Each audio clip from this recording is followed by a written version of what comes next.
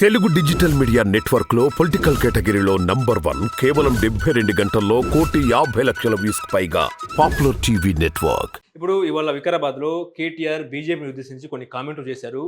రాముని మొక్కుదాం బీజేపీని తొక్కుదాం అని చెప్పి వ్యాఖ్యలు ఎట్లా చూస్తారండి? నిజమే అంటారా? మీరు ఏకీభవిస్తారా? బీజేపీ సరే ఆయన రాజకీయ పార్టీ అయింది. నేను చెప్తున్నాను, ఈ దేశంలో ఈ 2024 ఆఖరి ప్రజాస్వామ్య ఎన్నికలు. దయచేసి గమనించండి. ప్రజాస్వామ్యబద్ధంగా ఈ పార్లమెంటరీ స్థాయి ఈ విధంగా జరిగే ఎన్నికలు ఆఖరి ఎన్నికలుగా అనిపిస్తున్నారు.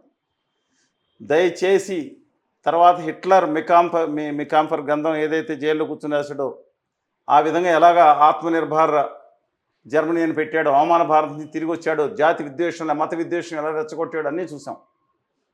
ఇవాళ మరొకసారి చెప్తున్నా, బీజేపీ పార్టీ మీద నాకు ఎలాంటి కోపం లేదండి.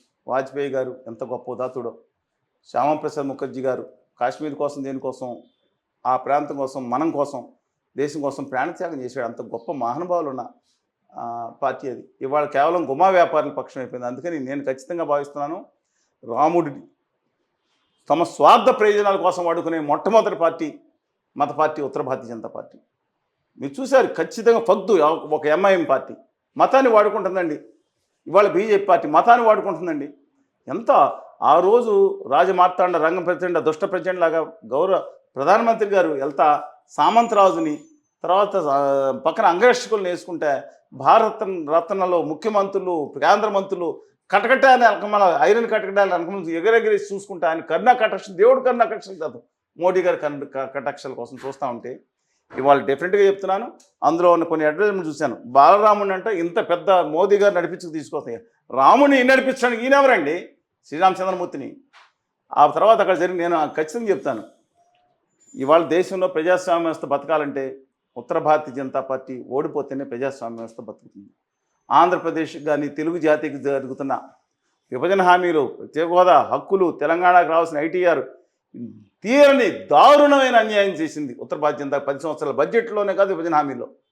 ఇవాళ మొత్తం లక్షల కోట్లు తీసుకెళ్లి గుజరాత్కి తరలించుకెళ్ళిపోయిన పరిస్థితి కనపడుతుంది. ఇన్ని ఆధారాలు ఉన్నాయి. అందువల్ల దయచేసి గమనించండి. ఐదర్ కేటీఆర్ గారు చెప్పినా, భట్టి గారు చెప్పినా, ప్రవీణ్ కుమార్ గారు చెప్పినా, రేవంత్ గారు చెప్పినా, వీరభద్రం గారు చెప్పినా, చాడ వెంకటరెడ్డి గారు చెప్పినా, ఎవరు చెప్పినా సరే వారి మాటలు విశ్వసించండి అని చెప్పి మాత్రం నేను చెప్పగలుగుతాను. ఓకే. ఇప్పుడు కేసీఆర్ నిన్న జనగాం, సూర్యాపేట జిల్లాలో ఆయన పర్యటించారు. తెలంగాణలో కాంగ్రెస్ వచ్చింది, కరువు తెచ్చింది అన్న వ్యాఖ్యలు కేసీఆర్ ఎట్లా చూస్తారు? నిజంగా కాంగ్రెస్ వచ్చింది, కరువు తెచ్చింది అంటారా? రాజకీయ వ్యాఖ్యలు అనేది ఆయన పార్టీ నిలబెట్టుకోవడానికి ఆయన చేస్తున్నారు. ఆయన మాటల మాంత్రికులు. కానీ ఆ మాటల మాంత్రికత్వం ఇప్పుడు పనిచేయట్లేదు. ఆ రోజు సెంటిమెంట్ ఉంది కాబట్టి. వాళ్ళందరికీ తెలుసండి, ఇవాళ అత్యంత కనిష్ట నిల్వలు నాగార్జున సాగర్ కానీ శ్రీశైలంలో ఉన్నాయి. కనిష్ట స్థాయికి పడింది. ఇంకా 20 రోజులు 4 రోజులు ఆగితే ఇవాళ అక్కంపల్లి బ్యాలెన్స్ రిజర్వాయర్ కానీ లేదా మిగతా చోట్ల నుంచి కానీ నీళ్ళు వచ్చే పరిస్థితి తగ్గిపోయి తాగునీరు కోసం కూడా ఆల్టర్నేటివ్ అరేంజ్మెంట్స్ ఉన్నాయి కాబట్టి పర్వాలేదు, కటకటలాడే పరిస్థితి రాబోతుంది. బెంగళూరులో అంత పరిస్థితి రాకపోయినా దీనికన్నా ముఖ్యంగా పంటల విషయంలో కూడా దెబ్బతిరిగే అవకాశం ఉంది. తాగునీరు విషయంలో జరిగింది. ఇది ఇప్పుడు మరి ఈ వర్షం ఇప్పుడు వచ్చింది కాదు, మరి వర్షం వచ్చినప్పుడు ఎవరున్నారు?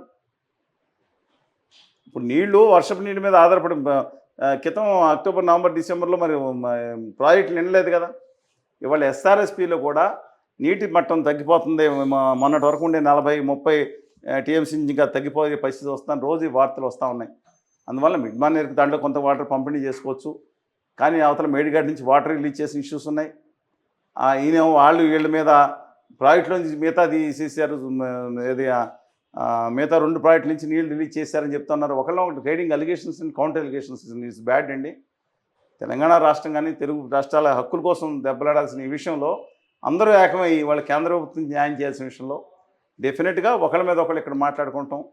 రాజకీయ విమర్శ వరకు పర్వాలేదు, కానీ దాటి వ్యక్తిగత విమర్శ చేయడం మాత్రం మంచి పద్ధతి కాదని నాకు అభిప్రాయం. ఓకే. ఇప్పుడు ఇండియా కూటమి అంటుంది ఏంటంటే బీజేపీ మళ్ళీ గెలిస్తే రాజ్యాంగాన్ని ఖతం చేస్తారు, మోదీ గెలిస్తే రాజ్యాంగాన్ని మార్చేస్తారన్న రాహుల్ గాంధీ వ్యాఖ్యలు నిజమే అంటారా? డెఫినెట్గా చెప్తున్నానండి.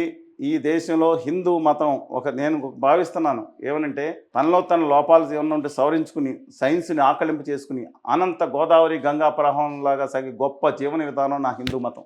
ఈ హిందూ మతాన్ని కాపీరైట్ ఒక పార్టీ కాదు, ఒక సంస్థలు కాదు, ఒక జీవన విధానానికి, గొప్ప సంస్కృతికి, సాంప్రదాయాలకి నిలవన్న నా దేశంలో ఈ హిందూ మతాన్ని ఒక పార్టీకి తాకట్టు పెట్టిస్తానికి కొంతమంది చూస్తున్నారు. ప్రజలారా జాగ్రత్తగా ఉండండి. రెండో విషయం కూడా చెప్తున్నాను, ఖచ్చితంగా రాహుల్ గాంధీ గారు చెప్పినట్టు రాజ్యాంగాన్ని మార్చేది ఇంకా ఏం మారుస్తారు, కానీ ప్రజాస్వామ్యంగా సాగే గొప్ప ఎన్నికల్లో ఆఖరి ఎన్నికలకి అవ్వబోతున్నాయి. మీరు ముందే చెప్తున్నాను, తెలుసుకోకపోతే చాలా ప్రమాదకరం జరుగుతుంది. వాళ్ళు మల్లికార్జున ఖార్గే గారు, మన్మోహన్ సింగ్ గారికి వాళ్ళు 33 సంవత్సరాలు రాజ్యసభతో అయిపోతుందండి ఏప్రిల్ నిర్మాణంతో. మన్మోహన్ సింగ్ గారిని ఏమన్నా మనం గొప్పగా చేస్తారని అనుకున్నామా? ఆర్థిక శాఖ మంత్రిగా ఉన్నారనుకున్నాం. ఆయన మౌనమిని సోనియా గాంధీ దగ్గర అనుకున్నాం. ఎంత ఉందండి జీడిపి గ్రోత్ రేటు? ఎందుకు చెప్పట్లేదు ప్రజల కాళ్ళు? అద్భుతంగా ఉంది. అప్పుడు ఇవాళ నేను చెప్తా ఉన్నాను, మల్లికార్జున ఖార్గే గారు తక్కువే, నా దక్షిణ భారతదేశ బిడ్డ, ఒక దళిత బిడ్డ, ఒక గొప్ప నాలెడ్జ్ ఉన్నాయన ముఖ్యంగా ప్రధానమంత్రి అయ్యే అవకాశం లేదా? పాలించలేరా? దేంట్లో తక్కువ? ఈయనకంటే దొంగ డిగ్రీలు వేసుకొచ్చిన వాళ్ళకంటే దేంట్లో తక్కువ అండి? నేను ఒకటే కోరుతున్నాను, ఖచ్చితంగా రాహుల్ గాంధీ గారు అంత సరైన విధానం. దయచేసి ఇలాంటి చోట మరొకసారి నిజంగానే చెప్తున్నాను, ఉత్తర భారతీయ జనతా పార్టీ ఓట్లు తగ్గి వాళ్ళు ఓడిపోవాలని నేను ఈ గుమా వ్యాపారులు ఇద్దరు పక్కనకి వెళ్ళి నితిన్ గడ్కరీ గారు లాంటి మంచి వ్యక్తి, రాజ్నాథ్ సింగ్ గారు ఇంకొకళ్ళు వస్తే కొంచెం దేశానికి బెటర్ జరుగుతుంది. కనీసం తెలుగు రాష్ట్రాలు నిలబడతాయి. 10 సంవత్సరాల బడ్జెట్లో నమ్మక ద్రోహం నియమించం చేశారు, విభజన హామీల్లో మోసం చేశారు, దగా చేశారండి.